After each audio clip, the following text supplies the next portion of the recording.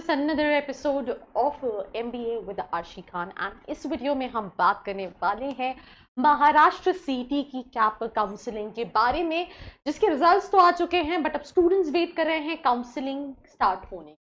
महाराष्ट्र सीटी की counselling 2 rounds में होती है और क्या कंप्लीट प्रोसेस होता है वो हम डिस्कस करेंगे। So let's get started.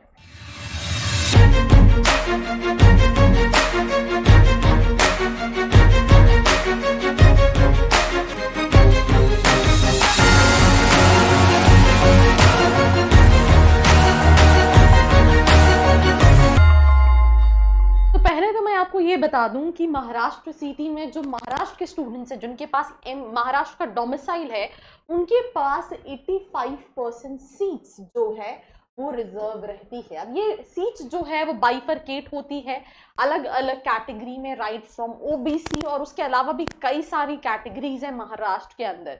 कई सारी स्टेट में सिर्फ 3-4 कैटेगरीज होती हैं, जैसे for example ST, SC, OBC, right, then general category EWS या फिर हैंडीकैप्स, ये मतलब ये कुछ सब कैटेगरीज है। बट महाराष्ट्र में कई सारी कैटेगरीज होती हैं, तो उन सभी को मिला के ये सीट्स रिजर्व होती हैं। तो सबसे पहले प्रोसेस क्या होगा, तो आपने ये एग्जाम तो दे दिया, राइट, देन आपने एग्जाम में अपेयर भी कर लिया, ये हो चुका है।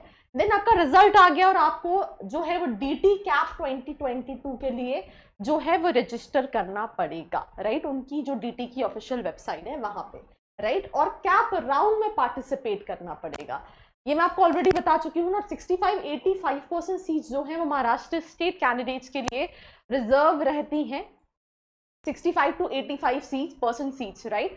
बट मैं इसमें एक चीज ऐड करना चाहूंगी कि आपने जैसे ही कैप में पार्टिसिपेट किया, जो सबसे पहला प्रोसेस होता है वो है रजिस्ट्रेशन का प्रोसेस, राइट। रजिस्ट्रेशन आप करते हैं जहां पे आप अपने डॉक्यूमेंट, सारी चीजें, कैटेगरी डॉक्यूमेंट, सारी चीजें अपलोड करते हैं। उसके बाद प्रोसेस होता है वेरिफिकेशन का, राइट। वेरिफिकेशन में आपको क्या करना पड़ता है, आपको फेलिसिटेशन सेंटर, जिसको हम FC सेंटर्स कहते हैं, वहां पे जाके फिजिकली डॉक्यूमेंट्स को वेरीफाई करना पड़ता है। देन एक मेरिट लिस्ट आती है, राइट, आप डॉक्यूमेंट्स वेरीफाई करते हैं, चॉइस फिलिंग करते हैं, मेरिट लिस्ट आती है, देन फाइनल मेरिट लिस्ट आती है एंड देन अलॉटमेंट आता है। 2 राउंड्स होते हैं। सिमिलरली मेरिट लिस्ट आप चेक करते हैं, MBA कॉलेजेस अलॉटमेंट, और उस कॉलेज में जाके आपको कहीं ना कहीं रिपोर्ट करना पड़ता है। अब सबसे बड़ा क्वेश्चन है कि कौन सी कॉलेजेस में टारगेट करूं, तो मुझे ऐसा लगता है कि ज्यादा से ज्यादा जिस बच्चे का, अगर वो जनरल कैटेगरी का है या ऑल इंडिया कैटेगरी का है, अगर उसके ऑल इंडिया का है तो 98, राइट, 97 से कम में कुछ भी अच्छा नहीं मिलना है, ये पहली चीज है।